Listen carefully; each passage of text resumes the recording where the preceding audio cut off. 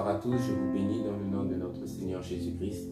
Que la paix, la grâce de notre Seigneur qui surpasse toute autre chose vous soit accordée en ce soir et que vraiment, bien-aimés, nous puissions saisir chaque opportunité qui nous est donnée de nous retrouver dans la présence de notre Dieu.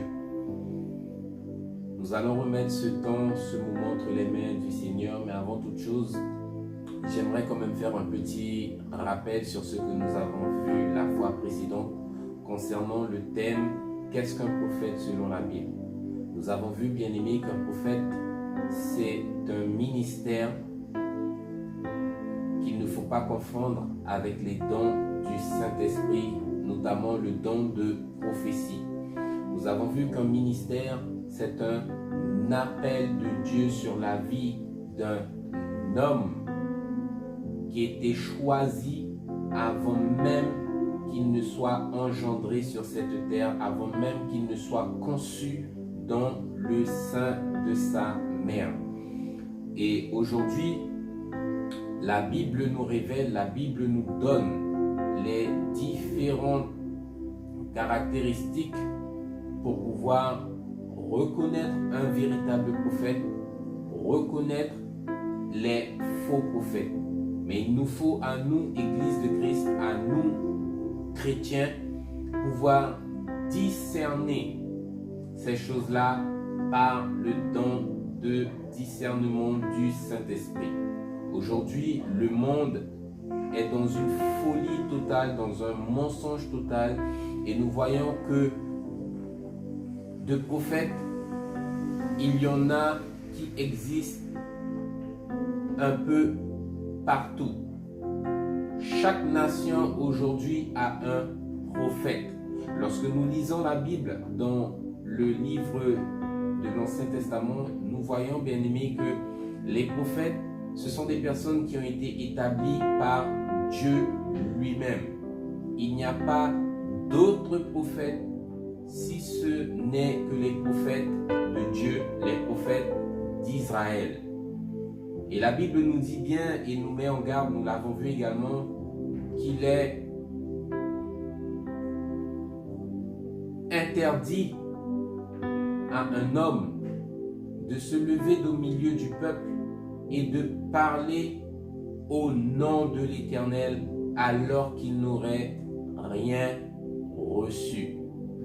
Il est interdit à un homme également de se lever au nom d'un autre Dieu pour pouvoir annoncer des oracles autres que ceux de l'Éternel. Parce que l'Éternel nous dit qu'il est le seul vrai Dieu et le Seigneur lui-même ne veut pas que le peuple soit dans le détournement, dans la folie et dans le mensonge. Et cela était suivi d'une sanction qui était la mort. Alors, nous allons continuer parce que, oui, bien aimé, il y a un nombre de choses à voir encore sur ce qu'est un prophète. Et nous allons voir tout cela ce soir dans le nom puissant de notre Seigneur Jésus-Christ. Amen. Éternel, notre Dieu, notre Roi, nous te bénissons pour ta faveur et ta grâce. Te disons merci, Seigneur mon Dieu, pour l'opportunité qui nous est donnée, Seigneur mon Dieu, ce soir, de nous réunir autour de ta sainte parole, Seigneur. Père, nous t'invitons, Seigneur, au milieu de nous à prendre le contrôle de ce temps, le contrôle de ce moment, Seigneur mon Dieu, qui nous est donné par ta grâce. Que vraiment, Seigneur mon Dieu, tu puisses te glorifier, Seigneur mon Dieu, afin de prendre tout l'espace, que tu puisses, Seigneur mon Dieu, toucher les cœurs, Seigneur mon Dieu, de tes brebis, afin de les enseigner, Seigneur mon Dieu, ta parole, afin que nous ne puissions pas demeurer, Seigneur mon Dieu, stériles, mais que nous puissions être cette terre fertile pour la gloire de ton nom. Nous crions à toi, ô Éternel, parce que tu sais combien nous avons besoin de toi, Seigneur. Tu es notre modèle, notre exemple parfait, celui, Seigneur mon Dieu, que nous devons suivre chaque jour de nos vies. Et nous voulons vraiment, Seigneur mon Dieu, mettre notre force, notre énergie tout entière, Seigneur mon Dieu, à te plaire et à être agréable à toi. Mais nous savons, Seigneur mon Dieu, combien sont nombreuses les fois où nous avons pu te décevoir, Seigneur mon Dieu, et même encore en ce jour, Seigneur, je viens te demander pardon pour moi-même, mais pardon également pour ton peuple. Pardon, Seigneur mon Dieu, pour toute personne qui tombera, Seigneur mon Dieu, sur cette vidéo, Seigneur mon Dieu, que vraiment tu puisses toucher, tu puisses saisir les cœurs, Seigneur mon Dieu, parce que tu es un Dieu saint, saint et saint. Et tu désires, Seigneur mon Dieu, que tous ceux et celles qui s'approchent de toi puissent s'éloigner du monde de l'iniquité. Seigneur, nous crions à toi que tu puisses vraiment, Seigneur mon Dieu, purifier nos cœurs, nos âmes et nos esprits par ton sang précieux. Et que tu puisses, Seigneur mon Dieu, nous donner, Seigneur, par la sagesse de ta parole, Seigneur, nous donner, Seigneur mon Dieu, de savoir comment nous tenir devant toi, Seigneur mon Dieu, loin du péché, loin du monde de l'iniquité, loin, Seigneur mon Dieu, de la fausseté, et que nous puissions véritablement, Seigneur, élever vers toi une adoration pure et sincère dans le nom de Jésus. Seigneur, je m'en remets à toi, moi qui ne suis rien, Seigneur. Je m'abaisse, éternel Dieu des armées, devant ta face, afin que par ton esprit, tu puisses prendre le contrôle et te glorifier au travers de ce temps et de ce moment. Loué soit ton Saint-Nom éternel. Nous te bénissons et nous te disons merci, Seigneur, pour ta faveur au nom de Jésus. Amen. Donc, nous allons poursuivre, bien-aimés, et nous avons vu la dernière fois, comme nous l'avons dit, que le prophète, c'est un homme missionné de Dieu, c'est le porte-parole de Dieu sur cette terre. Mais le sais-tu, bien-aimé, comme prophète, c'est une personne qui est totalement mise à part, soumise à son Dieu. Le prophète n'aura pas le même fonctionnement que le reste du monde. Tout simplement pourquoi? Parce qu'il sera ce canal que le Seigneur lui-même utilisera afin de prononcer ses oracles, ses sentences, son jugement, sa réprimande ou sa bénédiction.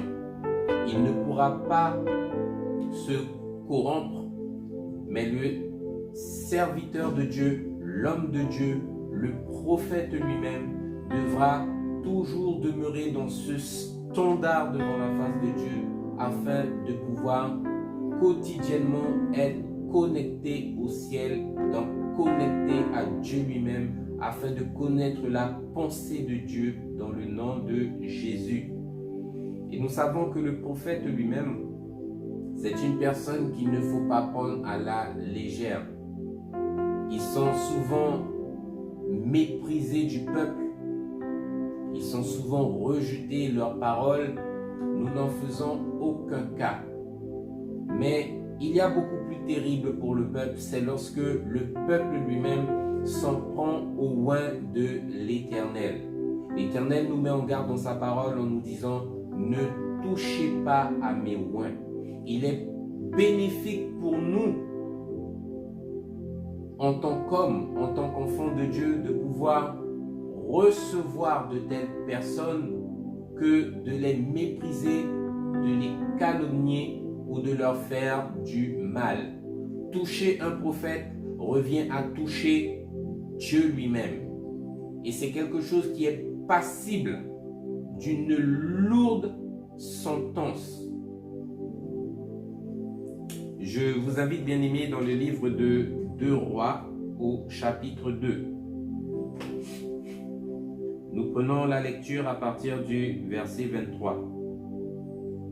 Il est écrit: Il monta de là à Béthel.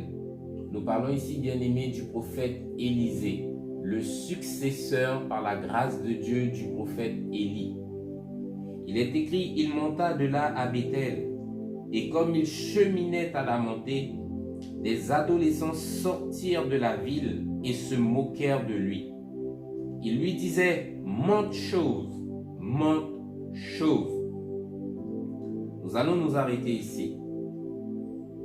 Comme je l'ai dit, bien-aimés, la Bible nous dit: ne touchez pas à mes oints. Les toucher ne veut pas forcément dire les maltraiter physiquement. Mais tu peux toucher au oint du Seigneur également avec tes mots, par ta bouche. Tu peux te moquer, tu peux blasphémer, tu peux mépriser un prophète du Seigneur de plusieurs façons. Et la Bible nous dit bien que le Seigneur lui-même ne fait acception de personne ici-bas sur cette terre. Tous autant que nous sommes voués à la même sentence, à la même correction si nous touchons à ces oints. Et il est écrit au verset 24. Il se retourna pour regarder ses adolescents et il les maudit au nom de l'Éternel. Alors 2 ours sortirent de la forêt et déchirèrent 42 de ses adolescents. Nous voyons ici, pour s'être moqué du prophète, du oint de l'Éternel, que ces jeunes adolescents ont été maudits. Et en plus d'être maudits, ils ont été déchirés par 2 ours. Pourquoi je prends ce passage-là? Pour te montrer, bien-aimé, qu'il y a une mise en garde pour toi et pour moi. Lorsque tu verras un serviteur de Dieu, tu devras lui montrer cette marque de respect, tu devras lui témoigner cette révérence. Tout simplement pourquoi? Parce que la Bible nous dit que de tels serviteurs, que ce soit des prophètes, que ce soit des apôtres, que ce soit des pasteurs, veillent sur nos âmes quotidiennement. Qu'il est bon pour nous de prier pour eux, mais la Bible ne nous dit pas de mépriser de tels serviteurs, encore plus s'ils marchent fidèlement dans la présence de Dieu. Il est avantageux pour nous que nous puissions nous soumettre en toutes choses au Seigneur et aux autorités que le Seigneur lui-même a établies dans sa maison. Amen. Je vous invite, bien aimés, dans le livre de 1 roi, où nous allons voir un exemple qui est très très très parlant et qui, je l'espère, donnera au peuple de comprendre qu'il est avantageux pour nous que nous puissions discerner le véritable homme de Dieu des faux serviteurs. Amen. Nous sommes ici dans l'histoire du prophète Élie et du roi Achab. La Bible nous dit dans 1 roi 18 à partir du verset 19, nous prenons la lecture. C'est le prophète Élie qui parle. Fais maintenant rassembler tout Israël auprès de moi à la montagne du Carmel, et aussi les 450 prophètes de Baal et les 400 prophètes d'Astarté qui mangent à la table de Jézabel. Achab envoya des messagers vers tous les enfants d'Israël et il rassembla les prophètes à la montagne du Carmel. Alors Élie s'approcha de tout le peuple et dit: Jusqu'à quand boiterez-vous des 2 côtés? Si l'Éternel est Dieu, allez après lui. Si c'est Baal, allez après lui. Le peuple ne lui répondit rien. Et Élie dit au peuple: Je suis resté seul des prophètes de l'Éternel, et il y a ici 450 prophètes de Baal. Et l'on nous donne 2 taureaux, qu'ils choisissent pour eux l'un des taureaux, qu'ils le coupent par morceaux et qu'ils le placent sur le bois sans y mettre le feu. Et moi, je préparerai l'autre taureau et je le placerai sur le bois sans y mettre le feu. Puis, invoquez le nom de votre Dieu et moi j'invoquerai le nom de l'Éternel, le Dieu qui répondra par le feu. Celui-là sera le vrai Dieu. Et tout le peuple répondit en disant: C'est bien. Élie dit au prophète de Baal: Choisissez pour vous l'un des taureaux, préparez-le les premiers, car vous êtes les plus nombreux.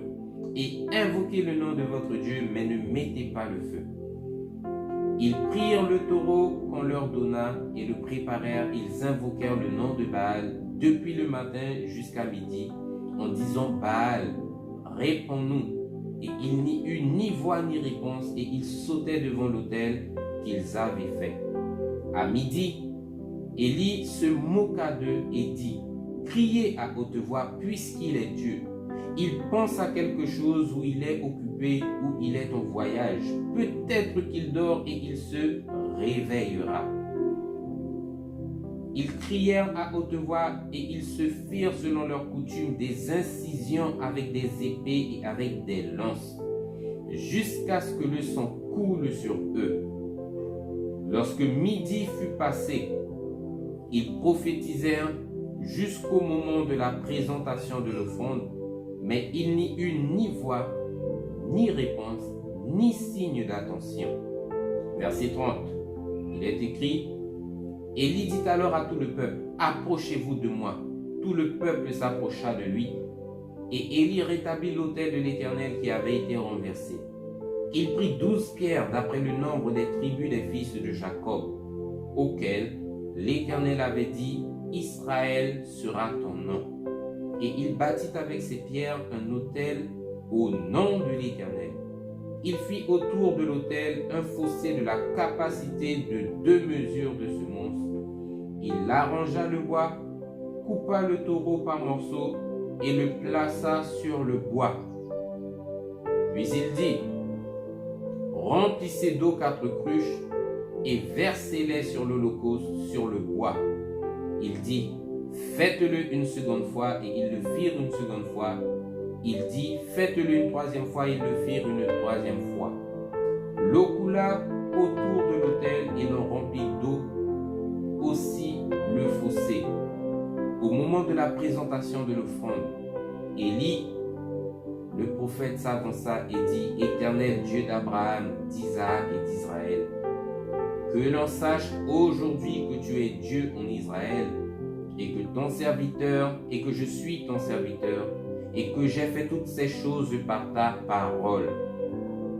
Réponds-moi, Éternel, réponds-moi, afin que ce peuple reconnaisse que c'est toi, Éternel, qui es Dieu, et que c'est toi qui ramènes leur cœur. » Verset 38, il est écrit: « Et le feu de l'Éternel tomba, et il consuma l'holocauste, le bois, les pierres et la terre, et il absorba l'eau qui était dans le fossé.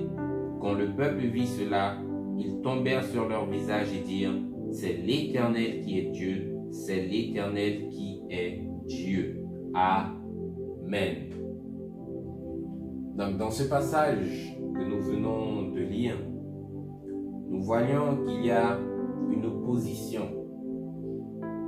Un véritable prophète face à une multitude de faux prophètes.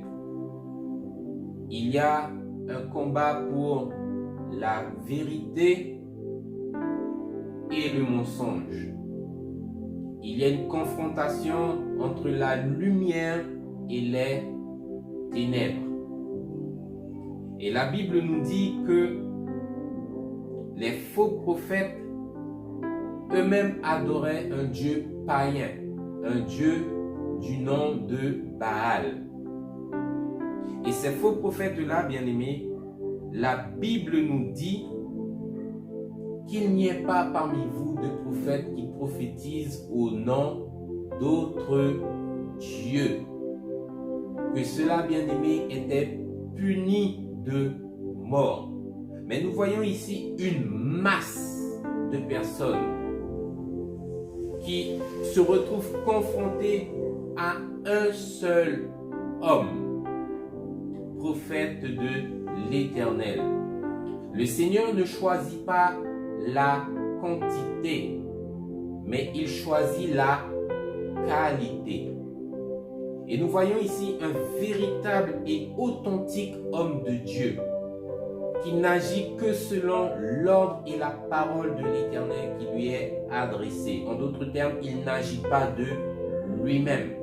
Mais c'est poussé par Dieu qu'il agit au milieu des hommes. C'est poussé par Dieu qu'il ouvre la bouche.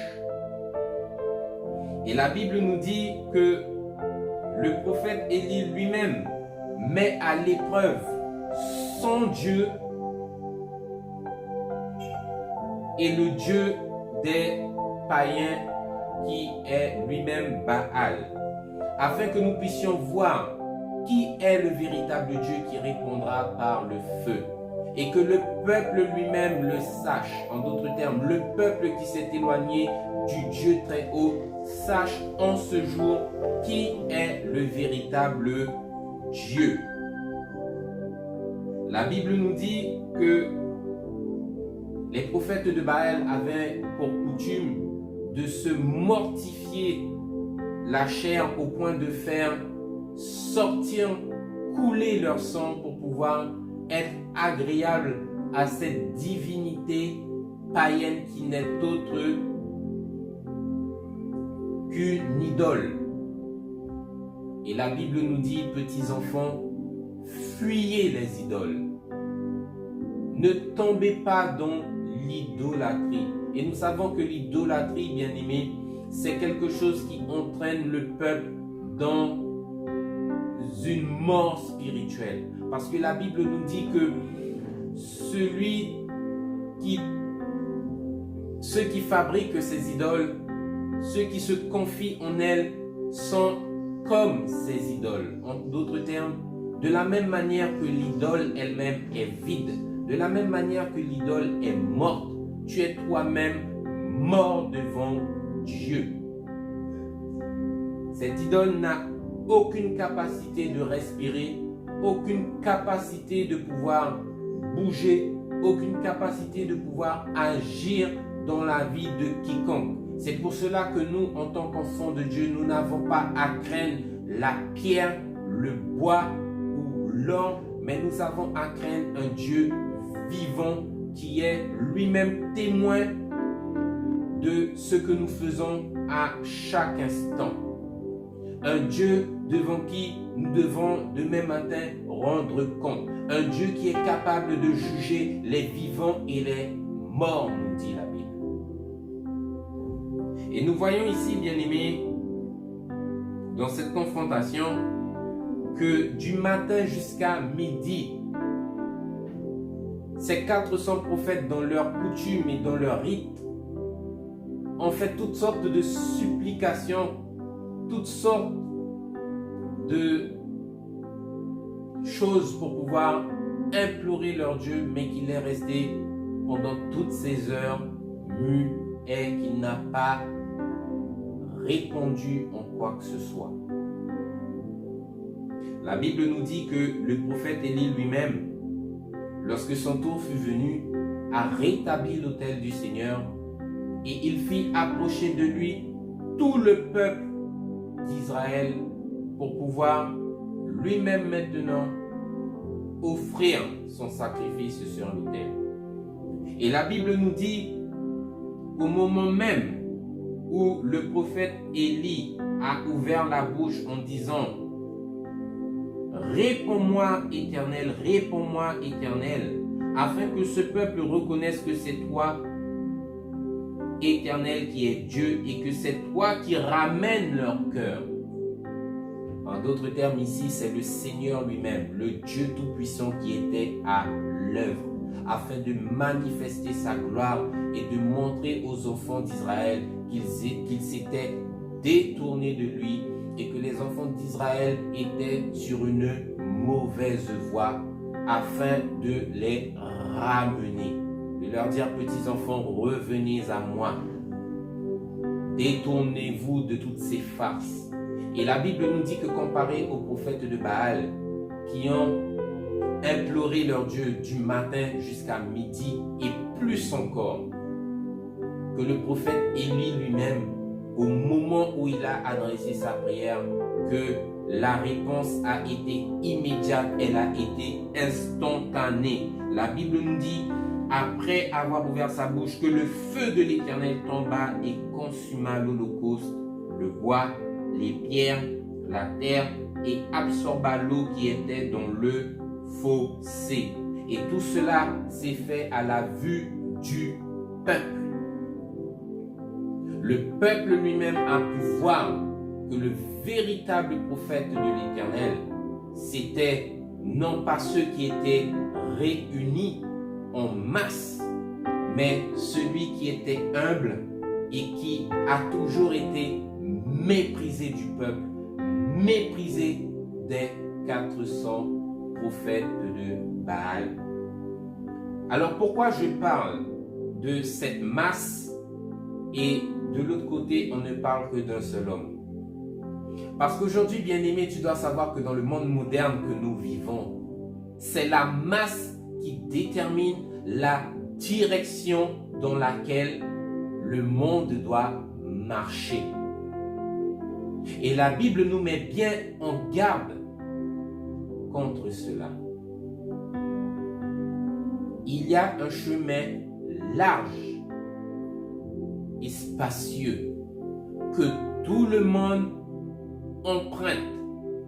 Et je peux vous assurer, bien-aimés, que tous ceux et celles qui empruntent quotidiennement ce chemin, cette voie, sont sûrs qu'ils marchent sur la bonne voie.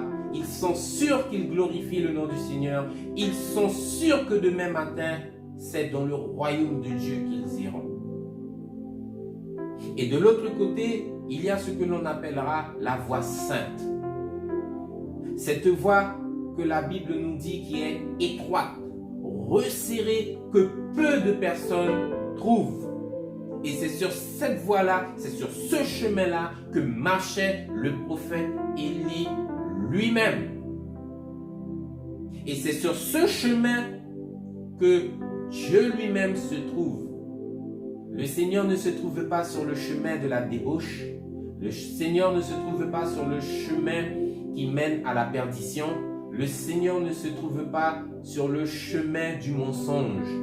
La Bible nous dit que le Dieu que nous servons, il est lumière, lumière et lumière. Et qu'en lui, bien-aimé, il n'y a pas l'ombre d'une variation. En d'autres termes, comme le prophète Élie lui-même le dit au peuple et aux prophètes de Baal, si l'Éternel est Dieu, revenez à lui, ou si Baal est Dieu, allez vers lui. Mais aujourd'hui, faites un choix. Aujourd'hui, positionnez-vous. Arrêtez de boiter à gauche. Arrêtez de boiter à droite. En d'autres termes, arrête d'être un jour dans la lumière. Arrête d'être un jour dans les ténèbres. Mais choisis là où est-ce que tu veux marcher. Est-ce que tu choisis le chemin large? Est-ce que tu choisis les ténèbres? Est-ce que tu choisis le chemin étroit? Est-ce que tu choisis le chemin de la vie? Aujourd'hui, choisis. Choisis ce que tu veux pour ta vie. Choisis qui tu veux adorer, nous dit le prophète Élie. Et il y a quelque chose de merveilleux qui se passe. C'est que nous avons vu que le Dieu Tout-Puissant lui-même est venu en personne au travers du feu authentifier son prophète. Il est venu justifier son prophète. Il est venu défendre son prophète à la vue de tout le peuple. La Bible nous dit que le nom d'Élie lui-même veut dire en hébreu « Mon Dieu est Yahweh ». En d'autres termes, le prophète Élie savait de qui il dépendait et à qui son cœur appartenait. Amen. Aujourd'hui, bien-aimés, ce n'est pas la masse qui doit déterminer quoi que ce soit dans notre vie.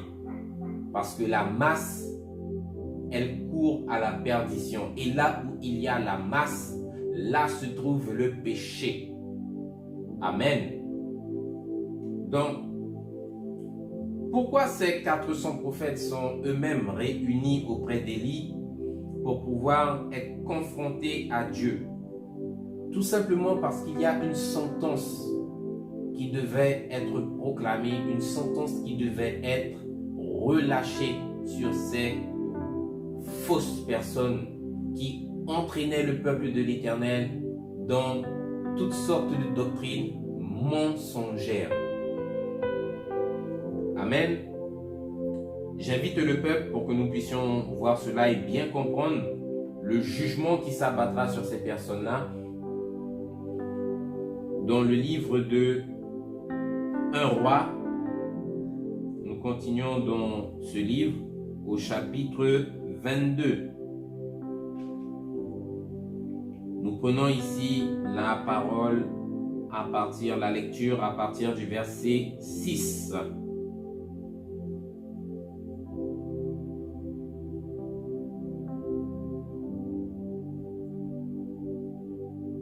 Donc, la Bible nous dit, le roi d'Israël, donc le roi Achab, qui a été confronté au prophète Élie avec les 400 prophètes de Baal. Le roi d'Israël assembla les prophètes au nombre d'environ 400 et leur dit: irai-je attaquer Ramoth en Galaad ou dois-je y renoncer? Et ils répondirent: monte, et le Seigneur la livrera entre les mains du roi. Mais Josaphat dit: n'y a-t-il plus ici aucun prophète de l'Éternel par qui nous puissions le consulter? Le roi d'Israël répondit à Josaphat: il y a encore un homme par qui l'on pourrait consulter l'Éternel, mais je le hais, car il ne me prophétise rien de bon. Il ne prophétise que du mal. C'est Michée, fils de Jimla. Et Josaphat dit que le roi ne parle pas ainsi. Donc nous nous arrêtons au verset 8. Nous allons poursuivre dans pas longtemps, bien aimé. Donc ici nous voyons que le roi Achab lui-même avait à son service 400 prophètes, mais qu'il se retrouvait en présence du roi Josaphat pour pouvoir prendre une décision, c'est-à-dire attaquer Ramoth en Galaad, qui était habité par des Syriens, pour savoir est-ce que à la parole des prophètes, il pourrait aller à la guerre et revenir victorieux. Et la Bible nous dit que le roi Josaphat lui-même ne s'est pas laissé tromper par cette masse de personnes qui prophétisent, mais qu'il a lui-même posé la question au roi Achab: n'y a-t-il pas ici quelqu'un que nous puissions véritablement consulter au nom de l'Éternel? En d'autres termes, n'y a-t-il pas ici un véritable prophète? Parce que tous ceux qui sont là en train de prophétiser sont des prophètes de mensonges, qui ne prophétisent que la tromperie, la fausseté et les paroles douces. Nous voulons connaître ce que le véritable Dieu lui-même a à nous dire sur ce sujet. Et le roi Josaphat lui-même dit au roi Achab, qui méprise le prophète Michée, que le roi ne parle pas ainsi. En d'autres termes, n'oubliez pas ce que nous avons vu. Garde-toi de mépriser un oint de l'Éternel. Mépriser un oint de l'Éternel, c'est passible d'une condamnation. Et le roi Josaphat, nous le voyons, c'est garder d'agir de la sorte.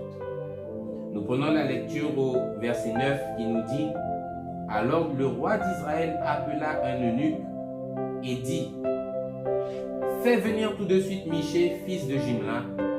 Le roi d'Israël et Josaphat, roi de Juda, étaient assis chacun sur son trône, revêtus de leurs habits royaux, sur la place à l'entrée de la porte de Samarie. Et ici nous allons voir la caractéristique de tous ces faux prophètes. Il est écrit: et tous les prophètes prophétisaient devant eux. Et à la tête de tous ces prophètes, il y avait ce que l'on appelle un chef Verset 11. Sédécias, fils de Kenaana, s'était fait des cornes de fer et il dit: Ainsi parle l'Éternel, avec ses cornes, tu frapperas les Syriens jusqu'à les détruire. Verset 12. Et tous les prophètes prophétisaient de même. Amen. Ce qui veut dire que ça devait forcément influencer le peuple. De voir qu'une personne s'avancer et parler au nom de l'Éternel et voir à la suite de cela une multitude de gens parler également au nom de l'Éternel. Ça devait certainement surprendre le peuple en se disant: waouh, le Seigneur notre Dieu nous bénit. Nous avons dans notre nation, nous avons dans notre pays plus de 400 prophètes. Mais comme je l'ai dit, bien-aimé, le nombre ne détermine pas la véracité devant Dieu. Le nombre ne détermine pas la qualité que le Seigneur lui-même recherche.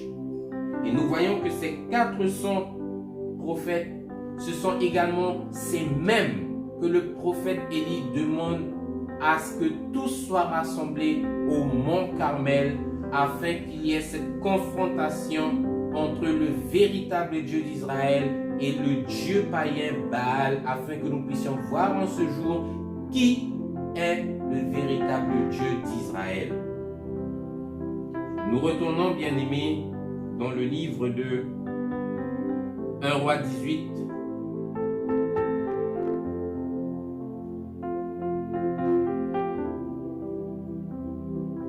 Et nous reprenons la lecture au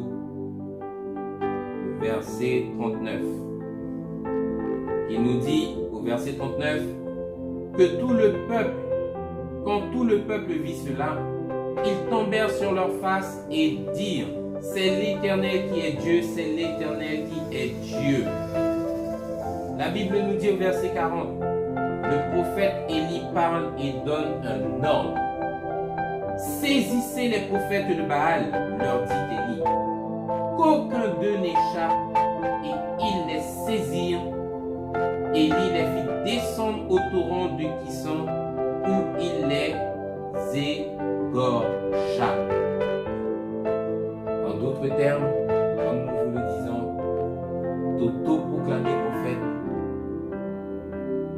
de faire la bouche de Dieu ici-bas parmi les hommes, est passible d'une sanction. Et la Bible nous montre ici au travers de ce passage-là que tous ces prophètes-là ont été saisis par le peuple sur l'ordre d'Élie afin d'être égorgés.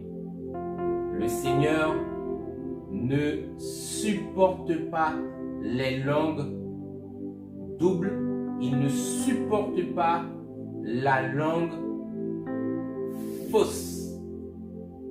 Le Seigneur te demande que tu puisses chaque jour vivre dans la crainte. Parce que oui, nous ne connaissons pas qui est Dieu. Si nous avons connu Dieu, il y a nombre de choses que nous aurions aujourd'hui abandonnées. Si nous avons connu Dieu, il y a nombre de pratiques que nous aurions abandonnées. C'est parce que nous ne connaissons pas Dieu que nous nous permettons aujourd'hui, dans le siècle présent dans lequel nous vivons, de faire toutes sortes de choses au nom de quoi? Au nom de la grâce. Bien-aimés, nous prenons la lecture dans le livre de Deutéronome. C'est un passage que nous avons vu lors de la prédication précédente, mais que nous allons remettre dans le contexte que nous venons de lire. Donc, Deutéronome 18 à partir du verset 20. Il est écrit: mais le prophète qui aura l'audace de dire en mon nom une parole que je lui aurais point commandé de dire, ou qui parlera au nom d'autres dieux, ce prophète-là sera puni de mort. Le Seigneur lui-même annonce la sentence. Et nous avons vu les fois passées que être audacieux, cela implique de connaître la sentence qui a déjà été proclamée, qui a déjà été donnée, mais on se fie à la condamnation et à la sentence et on fait quand même. La Bible nous dit que ces prophètes-là, ils ont tous été égorgés par le prophète Élie au torrent de Kison, un à un.